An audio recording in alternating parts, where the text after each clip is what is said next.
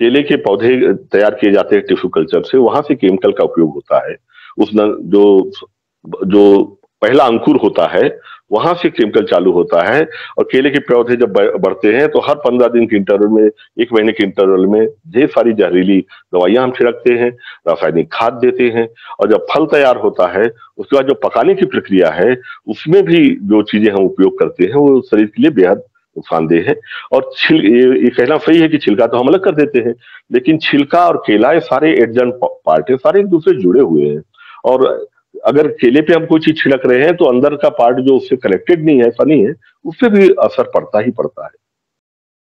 आज हम लोग राजा राम त्रिपाठी जी से बात करेंगे। और राजा राम जी देश के जाने माने हर्बल किसान हैं, गांधीवादी किसान हैं और प्रगतिशील किसान हैं। और भविष्य में जो धरती को बचाने का पूरा अभियान है, सपना है, सोच है, उसको भारत में जमीनी स्तर पे बहुत बड़े लेवल पे काम करने वाले राजा राम जी हैं।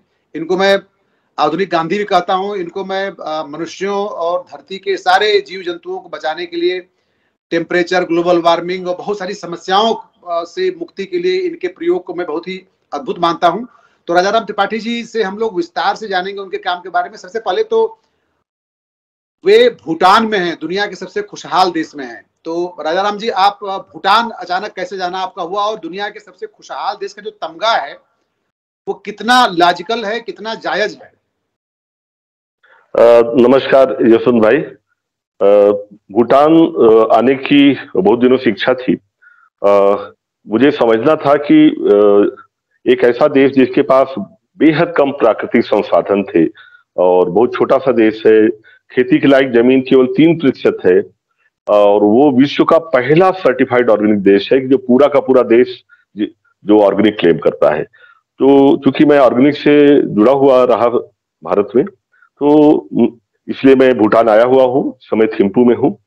और दरअसल एक बड़ा कारण था यशवंत भाई कि आज से लगभग 16 साल पहले मुझे याद आता है, जब हम करीब 20 साल पहले भारत के सबसे पहले सर्टिफाइड ऑर्गेनिक फार्मर है, जो मेडिसिनल प्लांट का पहला सर्टिफिकेट मिला था अंतर्राष्ट्रीय। तो उन दिनों बड़ी चर्चा में थे हम कि जैविक खेती में अंतर्राष्ट्रीय गुणवत्ता और इस स्तर को हमने प्राप्त किया है।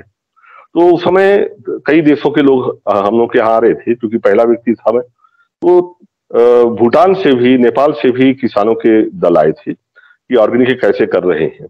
और अभी जब मैंने कुछ समय पहले सुना कि भाई पूरे विश्व में पहला ऑर्गेनिक देश बन गया ये, तो मुझे लगा कि मैं तो अपने देश को तो छोड़िए, प्रदेश को तो छोड़िए, अपने जिले को भी ऑर्गेनिक नहीं बना पाया।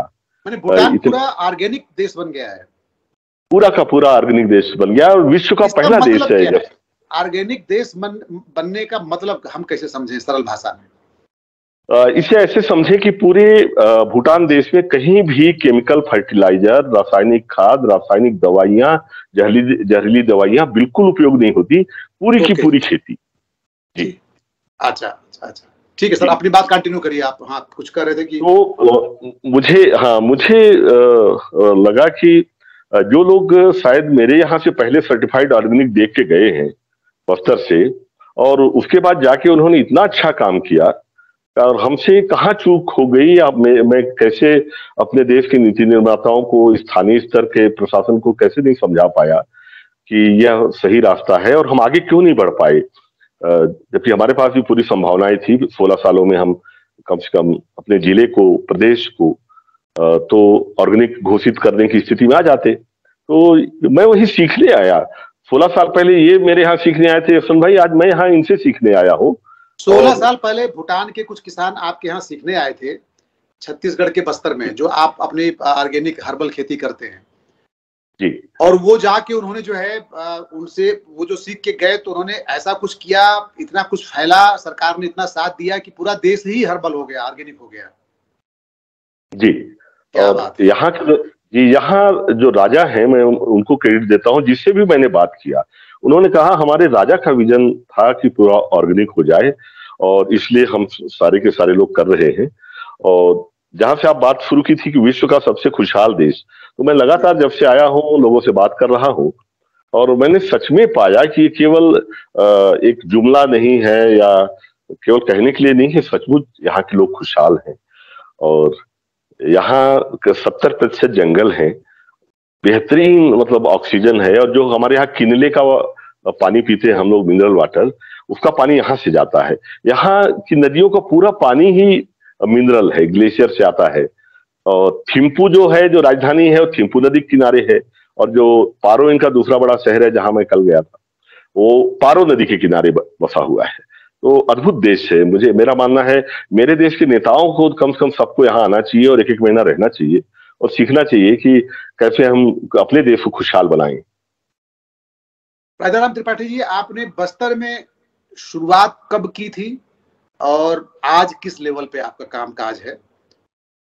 आपके कामकाज से बहुत सारे लोगों ने प्रेरणा ली है, बहुत सारे लोग आते रहते हैं, बहुत बड़े बड़े लोग आते हैं, लेकिन मैं जो नए दर्शक हैं, जो नए लोग हैं, जो आपको नहीं जानते हैं, उनको सरल भाषा में हम चाहते हैं कि कन्वे हो कि राजाराम त्रिपाठी जी बेसिकली कर क्या रहे हैं, कब शुरू किया था आपने और आज किस लेवल पे आपका काम धाम है? यशवंत भाई, हमने लगभग 1996 में चालू किया था और लगभग 27 साल होने जा रहे हैं। तो शुरू से ही हमने जैविक खेती या ऑर्गेनिक खेती चालू की थी, और हमारे देश में तब ऑर्गेनिक के स्टैंडर्ड्स भी तय नहीं हुए थे, और सर्टिफाइड ऑर्गेनिक की तो अवधारणा ही नहीं थी। तो उस समय वर्ल्ड लीडर था जर्मनी। तो जर्मनी में जो ऑर्गेनिक सर्टिफिकेशन के स्टैंडर्ड थे, जो अमेरिका भी फॉलो करता था, विश्व पूरा करता था, हमने उस पर चालू किया। मूलतः हम लोगों ने जड़ी बूटियों की या मेडिसिनल प्लांट की खेती चालू की, क्योंकि हर्बल सेक्टर को बढ़ता हुआ देखा, और हर्बल सेक्टर को जो रॉ मटेरियल लगता है यशवंत भाई, वो जड़ी बूटियां जंगलों से आती हैं। तो जब मैंने देखा एक तरफ जंगल खत्म होते जा रहे हैं, जो सप्लाई का जो रिसोर्स है वो सिकुड़ते जा रहा है और डिमांड बढ़ते जा रही है, तो मुझे लगा कि भविष्य में कमी आएंगी, और विशेषकर जो जड़ी बूटियां विलुप्त होने की कगार पे हैं, तो उनकी खेती मैंने चालू की, जिसको इंडेंजर्ड स्पीसीज कहते हैं, विलुप्त प्राय वनौषधियां हैं, और जो रेड डाटा बुक में क्लासिफाइड हैं कि भाई ये खत्म होने वाली है, तो उनकी खेती चालू की। और आज हम लगभग आदिवासी परिवार करीब 7,000 के आसपास जुड़े हैं, और हम खुद भी मां दंतेश्वरी हर्बल समूह के नाम से करीब 25 प्रकार की जड़ी बूटियां उगाते हैं। और चूंकि सर्टिफाइड ऑर्गेनिक है तो हम एक्सपोर्ट भी करते रहे हैं। भारत के पहले एक्सपोर्टर थे, बेस्ट एक्सपोर्टर अवार्ड 2007 में मिला। बेसिकली राजाराम त्रिपाठी का ही नहीं है सब, मैं तो केवल एक चेहरा हूँ, इसके साथ हजारों लोग जुड़े हुए हैं जो एक्चुअली काम करते हैं, और उसके पीछे उन लोगों की मेहनत है। और धीरे धीरे खरामा खरामा बस्तर में भी काफी ऑर्गेनिक खेती हो रही है, और विश्व के सभी देशों के लोग भी आते हैं, भारत के लोग भी आते हैं, दिन प्रतिदिन वहां लोग आते हैं। और हम लोगों ने निःशुल्क देखने की व्यवस्था, सीखने की व्यवस्था लोगों के लिए, जितना हम लोगों के सीमित साधन में बन पाता है वो हम कर रहे हैं। अभी जो दुनिया भर में स्वास्थ्य को लेके जो तमाम चिंताएं हैं, उसमें जो खान पान है वो सबसे बड़ा मुद्दा बन के सामने आ रहा है, और अब बड़ा खतरा हो गया है शहर के लोगों को सही माने वही ऑर्गेनिक हर्बल सब्जी मिल जाए, केमिकल्स न यूज हो, अन्न जो है दाल चावल और जो ये सब है आटा है, ये सब जो है माने प्रिजर्वेटिव्स वगैरह से मुक्त हो। तो ये जो चिंता है दुनिया भर में, और इसके चलते बहुत सारे लोग रोगी भी हो रहे हैं, जो उसमें तमाम दवाएं मिलाई जा रही हैं, केमिकल्स हैं, तरह तरह के कैंसर हो रहे हैं। आपका जो ये पूरा अभियान है, इस पे हम दो सवाल करना चाहेंगे। पहला तो ये कि श्रीलंका ने भी पूरा हर्बल बनाने का एक जबरन अभियान शुरू किया, लेकिन वहां पे मामला बिगड़ गया और लोग बहुत दंगे और बगावत और सब क्या क्या होने लगा। तो एक तो वो है कि फोर्सफुली कराया जाए, और चूंकि आबादी बहुत ज्यादा है, भारत के 140 करोड़ लोग हैं, सबका पेट भरना है, तो जाहिर सी बात है कि बहुत ऑर्गेनिक तरीके से सबका पेट नहीं भर सकते हैं। तो ये जो दुविधा है हम लोगों के साथ, जो हमारी पॉपुलेशन और हमारी जो हेल्थ की जो डिमांड है कि भाई हम चीजों को हर्बल करें, ऑर्गेनिक करें, और पॉपुलेशन की जो तादाद है वो कहती है कि नहीं, सबको अन्न मिलना सबसे प्राइमरी है। इसको कैसे देखते हैं आप? यशवंत भाई, आपका सवाल बड़ा गूढ़ है। इसमें 3 बातें हैं। पहली चीज तो वास्तव में कोरोना ने सिद्ध कर दिया कि कई ऐसी बीमारियां आ रही हैं जिनका कोई इलाज हमारे एलोपैथिक में नहीं हो पाता। कोरोना ने तो प्रूव ही कर दिया कि सारी दवाइयां फेल हो गई, जिसको मरना था मर ही रहा था। और ये सिद्ध किया कि हमारा जो रोग प्रतिरोधक क्षमता है प्राकृतिक रूप से, वो उसके जरिए ही बचा जा सकता है। तो वो बेहतर खान पान से हो सकता है। अब अमूमन जो जितनी चीजें हम खाते हैं तो प्राय या हम उगाते हैं, रासायनिक खाद और दवाई के रूप में सब में जहर है और स्लो पॉइजन है। तो उसके कारण हमारी प्रतिरोधक क्षमता खत्म हो गई। बस्तर के आदिवासी गांव के लोग जहां जो जैविक खाते हैं उनमें एक भी मृत्यु नहीं हुई, जो चूंकि मैं वहां रहता हूं इसलिए मैं क्लेम कर सकता हूं। अब रहा सवाल श्रीलंका का, जो आपने कहा, तो श्रीलंका में दरअसल ये ऑर्गेनिक 100 साल पहले तो पूरा ऑर्गेनिक ही था, 70 साल पहले भारत भी पूरा ऑर्गेनिक था। और एक केवल शासकीय आदेश से जिस तरह श्रीलंका में कि भाई एक अध्यादेश पारित कर दो, अब केमिकल नहीं आएगा, पूरा ऑर्गेनिक होगा, इस तरह नहीं हो सकता। वो धीरे धीरे जागरूकता पहले आए और धीरे धीरे आप अल्टरनेटिव दें कि अगर केमिकल फर्टिलाइजर नहीं डालना है तो क्या डालें, अगर रासायनिक दवाइयां नहीं यूज करना है तो वैकल्पिक दवाइयां क्या है, उसको तैयार करें, उसके साथ आए। भारत के परिप्रेक्ष्य में सच में भारत बहुत बड़ा देश है और ये ओवरनाइट ऑर्गेनिक हो भी नहीं सकता और किया भी नहीं जाना चाहिए। लेकिन एक मिथ है कि ऑर्गेनिक पे हम शिफ्ट होंगे। ये रासायनिक खाद की कंपनियां, जो कि इतनी बड़ी कंपनी है कि भारत में लगभग सोचिए करीब 5 लाख करोड़ का हर साल उपयोग होता है केमिकल फर्टिलाइजर, लगभग 2 लाख करोड़ की सब्सिडी देते हैं हम रासायनिक खाद पे, तो बहुत बड़ा बजट है ये। और इस बजट से जुड़ी हुई जो कंपनियां हैं वो जाने जाने राक्षसी एमएनसीज है, बड़ी बड़ी कंपनियां। इस मिथ फैला के रखा गया है कि अगर केमिकल पे शिफ्ट होगे तो भूखे मर जाओगे। मैं इसको बिल्कुल नहीं मानता। मैं इसके सारे विशेषज्ञों से चर्चा करने के लिए तैयार हूं। मेरे पास लाइव उदाहरण है, आप चलिए और खेतों पे चल के परखिए कि बिना केमिकल फर्टिलाइजर के भी क्या हम उतना उत्पादन ले पा रहे हैं या हवा हवाई है। इसके लिए कोई तैयार नहीं होती, क्योंकि जानते हैं। तो धीरे धीरे मेरा मानना है किसानों में पहले जागरूकता पैदा करें, कंपनियों के साथ बैठे उन्हें कहें कि भाई अब आप ये दुकान आपकी ज्यादा दिन नहीं चलेगी, आप विकल्पों पे काम करें। मैं हमेशा बड़ी कंपनियों को भी कहता हूं, और जब आपके पास सारा सेटअप है तो ऑर्गेनिक फर्टिलाइजर, ऑर्गेनिक या नेचुरल जो दवाइयां बोटेनिकल से भी हो सकती हैं। आप समझिए नीम की पत्ती से भी कीड़ा रोका जा सकता है, तुलसी से भी फंगस को रोका जा सकता है, और ये कारगर है, उनसे बनाएं और मिलावट नहीं। केवल हम अच्छे लेबल या एडवर्टाइजमेंट के जरिए बेचेंगे तो बात नहीं बनेगी, क्वालिटी फूड भी दे। और ऑर्गेनिक सेक्टर में अब क्वालिटी नहीं, इसे भी एक नया चारागाह समझ की कंपनियां आ रही हैं कि भाई चलो ऑर्गेनिक का बड़ा जिक्र है तो जो ऑर्गेनिक इनपुट्स आ रहे हैं, खाद, जैविक खाद, बीज, दवाई, वो भी कारगर नहीं है, पहली चीज। और जो किसान भी उगा रहे हैं वो भी ऑर्गेनिक नहीं है। ये जो कुएं में भांग पड़ी हुई है, इससे निकलना पड़ेगा। स्टैंडर्ड हमारे जो मापदंड हैं वो कड़े रखने होंगे। किसानों को समझना होगा कि क्वालिटी उगा के ही देना है और ईमानदारी हमें बरतनी होगी। जो भूटान में मैं देखता हूं कि जैसे रिलीजियसली ऑर्गेनिक, मैं 20 साल पहले कहता था कोई इंस्पेक्टर आके मेरे खेत की जांच न करे। मैं जैसे हनुमान जी का मंगलवार का व्रत करता हूं, हनुमान जी आके नहीं देखते यशवंत जी कि मैं अनाज खा रहा हूं या भोजन कर रहा हूं या नहीं, कि मुझे गदा लेके हनुमान जी दौड़ा लेंगे अगर खाऊंगा तो। नहीं, मेरा कमिटमेंट है, मैं नहीं करूंगा। तो ये जब तक हम रिलीजियसली इसको नहीं लेंगे, वो कमिटमेंट, वो समर्पण नहीं होगा कि मैं अपने आने वाली पीढ़ी के बारे में सोचूं कि आने वाली पीढ़ी जिस बच्चे को हम इतना प्यार करते हैं उसे रोज सुबह शाम हम जो फ्रूट दे रहे हैं उसमें जहर है। An apple a day keeps the doctor away कहते हैं। एक एप्पल यानी एक सेव खाएंगे तो डॉक्टर दूर रहेगा। यशवंत भाई, एक सेव जो आप चमचमाता खाते हो, 16 बार उस पर जहर छिड़का जाता है। ये न सोचो कि अंदर नहीं जाता। उस सेव को अगर माइक्रोस्कोप में देखेंगे तो लाखों करोड़ों छेद हैं जो पूरा सोख लेते हैं उस जहर को। आप लाख धोइए, वो जहर बाहर नहीं जाता है। तो बहुत सारे ऐसे हम पेस्टिसाइड यूज करते हैं, और वो एक एप्पल अगर रोज खाएंगे तो मेरा मानना है डॉक्टर अवे तो नहीं होगा, बाकी आप जानते हैं कैंसर हो सकता क्या है। होना होगा। एग्जैक्टली। और ऐसे कौन कौन से फल और सब्जियां हैं जिसमें भारी मात्रा में दवाओं का छिड़काव होता है, केमिकल्स का, पेस्टिसाइड्स का? देखिए, केला एक ऐसा फल है, उदाहरण आपने कहा तो है, जो सबसे ज्यादा खाया जाता है। व्रत उपवास में हम खाते हैं। केला मेरा मानना है दुनिया का अद्भुत फल है। ऐसी पैकेजिंग कि जो टेम्परेचर को मेंटेन रखे, 5-5 दिन तक खराब ना हो, ऐसी पैकेजिंग वर्ल्ड में जैसे नेचर ने बनाई है और कहीं पैकेजिंग है नहीं जैसे केला के अंदर पैकेजिंग है।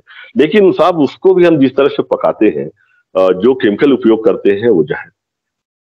और कहीं भी केला आपको पूरे भारत में घूम आइए, केवल मेरे बस्तर के या कुछ जनजातीय क्षेत्रों को छोड़ के पेड़ों पे नहीं पकता। वो सारे के सारे तो एक साथ तोड़े जाते हैं, एक साथ पकाए जाते हैं, एक साथ बाजार में जाते हैं। आम के साथ भी यही है, फलों तो का राजा आम कहते हैं। केला में तो वैसे हम लोग छिलका निकाल देते हैं ना, तो जो भी कुछ उस पे केमिकल वेमिकल होगा ऊपर ही रहा होगा, छिलका हट गया तो केमिकल हट गया। केले में केला क्या है, ये प्लांटेशन क्रॉप है, एक साथ लगता है। और केले का जैसे पौधा तैयार होता है टिश्यू कल्चर से, तो केमिकल वहां से चालू होता है, यानी माँ के गर्भ से, पेड़ से। फल तो मैं बाद में आऊंगा। और उसके बाद रेगुलर छिड़काव पेड़ पे होते रहता है। बहुत सारे सिस्टमेटिक चीजें हैं। सिस्टमेटिक इंसेक्टिफाइड पेस्टिसाइड यूज करते हैं। सिस्टमेटिक का मतलब होता है सिस्टम में, उस पेड़ के सिस्टम में चले जाता है। तो इस तरह लगातार हम जो डालते रहते हैं, और जब हम पकाते भी हैं, तो जरा सोचें, केले का छिलका और केले से अलग पार्ट नहीं है, सब एक दूसरे से जुड़े हुए हैं। अगर एक पार्ट में जहर जा रहा है तो दूसरा भी अब्जॉर्ब कर रहा है। ये बहुत जरूरी जानकारियां हैं जो हमारे शहर के लोगों को तक जरूर पहुंचनी चाहिए, क्योंकि ऐसा मान लिया गया है कि अपनी इम्यूनिटी स्ट्रांग करनी है तो खूब सेब खाओ, खूब केला खाओ, लेकिन उन्हें पता नहीं है कि जो वो खा रहे हैं उसमें कितना कुछ पड़ा हुआ है, कितना कुछ जहरीला है। एक बड़ा सवाल जो इस समय पूरे देश के सामने है, भारत में खासकर जो है इस समय एक बड़ा संकट जो दिख रहा है कि खेती किसानी कभी लाभ का धंधा नहीं रही। लोग ये मानते हैं कि जो कहीं कुछ नहीं कर पाया वो खेती किसानी करता है, और आज भी लोग जो है शहरों में भागते हैं, खेत होने के बावजूद, अपना खेती है, सब कुछ है, लेकिन शहर की तरफ जाते हैं नौकरियां करने के लिए। आपने उल्टा किया, आप जो है गांव की तरफ लौटे, जड़ की तरफ लौटे, और आपने नौकरियां छोड़ी। आपके काम जब प्रोजेक्ट पूरा है, उसमें बहुत सारे लोग हैं जिन्होंने नौकरियां अपनी छोड़ के ज्वाइन किया आपको, आपके भाई, आपकी बेटी, आपके पूरे परिवार के लोग जो है इसमें जुड़े। तो ये संदेश आप कैसे देंगे बहुत सारे हमारे नौजवान साथियों को जो अपने वर्तमान परिप्रेक्ष्य में और पेशे में और कामकाज से उबे हुए हैं, वे चाहते हैं कि कुछ नया कर सकें? तो आपका जो काम है वो काफी रोमांचक है, उसमें बहुत सारी चीजें निहित हैं। उसमें धरती की सेवा है, पर्यावरण की सेवा है, सेहत की सेवा है, अपने जड़ों से कनेक्ट होने का सुख है। क्या करना चाहिए कि हम वो लाभ में रहें, मैंने करें तो ऐसा ना लगे कि वो डूब गए? यशवंत भाई, दो चीजें हैं। एक तो जो साधारण खेती अनाज की है, फलों सब्जियों की, इसका जो रेट जो है, इसकी जो प्राइसिंग सिस्टम है, कुछ ऐसा है कि सारी खेती इकोनॉमिक्स या अर्थशास्त्र के दृष्टिकोण से घाटे का सौदा है। बैलेंस शीट अगर बनाएंगे आप, अगर मजदूरी जोड़ लेंगे किसान की, और जमीन जिसपे खेती होती है, उस जमीन का एक लागत सोचिए, या रेंट ले लीजिए कि यशवंत भाई 10 एकड़ कहीं रेंट पे लेके खेती करें, तो 1 एकड़ पे 10,000 रुपया मान लीजिए, वो भी देना पड़ेगा। अगर देख लेंगे तो, चूंकि मैं अर्थशास्त्र का छात्र रहा हूं, तो सारी खेती घाटे का सौदा है। लेकिन किसान के पास कोई और विकल्प नहीं है, और 84% किसान हमारे 4 एकड़ से कम वाले हैं। तो खेती में एक माल्थस की थ्योरी है कि जब तक एरिया नहीं बढ़ेगा, एरिया बढ़ेगा तो अन्य लागत कम होते जाएंगे, तो इकोनॉमिक वाइबिलिटी आएगी। अब एक शिक्षक के किस तरह से मूल्य बढ़ा, देखिए, एक शिक्षक की तनख्वाह 1970, मेरे पिताजी शिक्षक थे, उस समय उनकी 1 महीने की तनख्वाह में वो 3 बोरा गेहूं खरीद सकते थे, 3.5 बोरा। और आज एक शिक्षक जो है 25 बोरा गेहूं खरीद सकता है, 30 बोरा खरीद सकता है। तो 10 गुना जो सैलरी वाइज 10 गुना बढ़ गया, लेकिन जो कमोडिटी वाइज जो किसान जो उगा रहा है, उसका जो भाव है 10 गुना नीचे है। ये जो इंपेरिटी हुई, ये जो असंतुलन है, इसको ये कहा गया कि जब रेट अगर बढ़ जाएगा तो मिडिल क्लास भूखे मर जाएगी, गरीब भूखे मर जाएंगे। मेरा मानना है कि ऐसा नहीं है भाई। महीने भर में 5-7 किलो 10 किलो गेहूं लगेगा, 10 किलो चावल लगेगा, और यदि 100 रुपया भी हो तो 1,500-2,000 ही तो राशन पे आपका जा रहा है, 2,000। तो वो वर्ग जो पीवीआर में जाके 200 रुपए का पॉपकॉर्न खाता है, वो अगर चिल्लाता है तो सही नहीं है, पहली चीज। दूसरी चीज, प्रॉफिटेबिलिटी बढ़ाने के लिए हमको डिमांड बेस्ड खेती करनी पड़ेगी। जिन चीजों की डिमांड है, और ग्लोबल मार्केट को टारगेट करना पड़ेगा। मेरे देश का पैसा आप समझ रहे हैं कि देश से बाहर जा रहा है। बच्चा जो है नाइकी का शू पहन रहा है, फाजिल की घड़ी पहन रहा है। आप देख लीजिए, पूरा यूथ को देख लीजिए, सबको देख लीजिए, आपके इर्द गिर्द मोबाइल से लेकर सारी चीजें विदेशी ब्रांड है, हर माल में खुले हुए हैं, और ये पैसा देश से बाहर जा ही रहा है। तो आप ग्लोबल मार्केट को तो अपने घर आने से नहीं रोक सकती, वो तो आ गया है आपके हर दुकान में, छोटे छोटे शहर में, गांव गांव तक पहुंच गया है ग्लोबल मार्केट। कारगिल और मॉन्सेंटो के बीज खरीद रहे हो, उनकी दवाइयां खरीद रहे हो आप। खेती किसानी हर जगह वो आ गया है, टीवी फॉरेन के ब्रांड से। तो आप क्या करें, जो ग्लोबल मार्केट है एग्रो प्रोडक्ट का, जैसे मसाले हैं, हर्बल्स है, मेडिसिनल प्लांट्स है, इडिबल कलर्स है, जेगरी है, गुड़, हनी, लंबी एसेंशियल ऑयल, सुगंधित वाले, जो फ्रांस की जो जो पूरी इंडस्ट्री है कि भाई पौधों से जो खुशबू आती है, वो 10-10 हजार रुपए से लेके 2-2 लाख रुपए लीटर तक, 10-10 लाख रुपए लीटर तक गुलाब का इत्र बिकता है। बहुत सारे ऐसे कमोडिटी है, करीब 300 मैंने छाटे हैं, जिसे भारत जैसा देश ही उगा सकता है, क्योंकि हमारे पास 16 क्लाइमेटिक जोन है। वो हमारी ताकत है। तो जो उस मार्केट को अगर टारगेट करते हैं, जहां वहां हमारा शेयर हमारी जनसंख्या के अनुपात में 3% है, कोई शेयर ही नहीं है, तो उसके लिए अगर उगाए, हम पहले पेड़ भी उगा लें और एक ही बास्केट में सारे अंडे न रखें। कम से कम 3 फसल खड़ी होनी चाहिए खेत पे at a time. Multi layer करें, जैसे मैंने 1 एकड़ को 50 एकड़ बनाया। मेरे यहाँ कभी पधारे आप देखेंगे मैंने काली मिर्च पेड़ लगा के चढ़ा दी तो 50 फीट तक लदी है। भाई सरसों गेहूं में 6 इंच का एक 4 फीट का पौधा है, 6 इंच आपको पैसा देता है 4 फीट के पौधे में। बाकी 3.5 फीट पराली है जो आपके लिए समस्या बन गई है। ठीक है, पैसा देने वाला भाग 6 इंच है। मेरे यहाँ पैसा देने वाला पार्ट काली मिर्च का 50 फीट तक है, 50 फीट, यानी मैंने उसको 100 एकड़ में कन्वर्ट किया 1 एकड़ को, तो ये वर्टिकल फार्मिंग हो गई। उसके नीचे हल्दी लगाया हूं, वो अलग से क्रॉप मिल रही है। तो लकड़ी जो पेड़ लगाया हूं उसकी ब्रांचें या टहनियां काट देता हूं तो अलग से पैसे आते हैं। तो इस तरह जब हम बहुआयामी खेती करेंगे, मिश्रित खेती करेंगे, सोशल फॉरेस्ट्री को भी ब्लेंड करेंगे, और ग्लोबल मार्केट में बार बार कह रहा हूं, ग्लोबल मार्केट को जरूर टारगेट करें। हमारे देश की समृद्धि का रास्ता खेतों से ही गुजरेगा, क्योंकि कोई इंडस्ट्री नहीं है भाई, कोई वर्ल्ड की कोई इंडस्ट्री नहीं है कि जो मेरे 54 करोड़ लोगों को रोजगार दे सके। कितनी भी आप फैक्ट्रियां लगा दीजिए। तो मेरा कहना है कि ये खेत ही है, इन्हें आप को उद्योग में बदलने होंगे और ग्लोबल मार्केट में अपनी धमक बनाएं। हमें डरने की जरूरत नहीं, उनका मार्केट आ गया ठीक है, हम अपनी लाठी लेके उनके मार्केट में खड़े हो अपने प्रोडक्ट के साथ, बट क्वालिटी प्रोडक्ट होना चाहिए।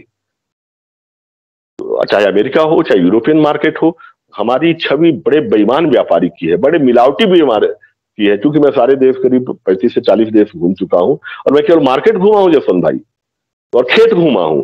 मैं कोई शहर या कैसीनो कभी देखने नहीं गया, कभी मौका मिलेगा तो सोचेंगे। तो मैं उनके खेत देखने गया, उनके मार्केट देखने गया कि वो कौन सा पारस पत्थर है इनके पास जिसके जरिए BMW में चलते हैं किसान, और हमारे यहाँ सुसाइड कर रहे हैं। 7 लाख लोग सुसाइड कर लिए खेती में। तो मैंने यही पाया कि एक तो हमें क्वालिटी मेंटेन करनी पड़ेगी, सरकार को उस तरह की नीति बनानी पड़ेगी, और सरकार की तरफ ज्यादा मुंह देखने की भी जरूरत नहीं है, हमें खुद करना होगा। बिल्कुल ठीक सर, फिर हम लोग फिर जुड़ेंगे, फिर बात करेंगे। आप भूटान का आनंद लीजिए और एक खुशहाल, सबसे खुशी देश के नागरिकों से बात करिए, उनकी वीडियो बनाइए, ताकि हम लोग भी वहाँ के लोगों की खुशी को देख सकें कि खुशी कैसी है उनके चेहरे पे, वो लोग क्या बोलते हैं, क्या बात करते हैं। हम चाहेंगे कि एक रिपोर्टर की भांति भी आप वहाँ काम करें और वहाँ की सूचनाएं जो आप महसूस कर रहे हैं, देख रहे हैं, वो हम लोग तक भी पहुँचाएं। बहुत बहुत धन्यवाद सर। मैं बनास के रिपोर्टर के रूप में काम कर रहा हूँ यहाँ पे। मैं आपको आप इस देश के किसानों के प्रतिनिधि, नेता के रूप में आप काम करेंगे, और हम सब जो है आपके कार्यकर्ता हैं, क्योंकि हम सब किसान बैकग्राउंड के लोग हैं। थैंक यू सर, शुक्रिया। नमस्कार सर। नमस्कार।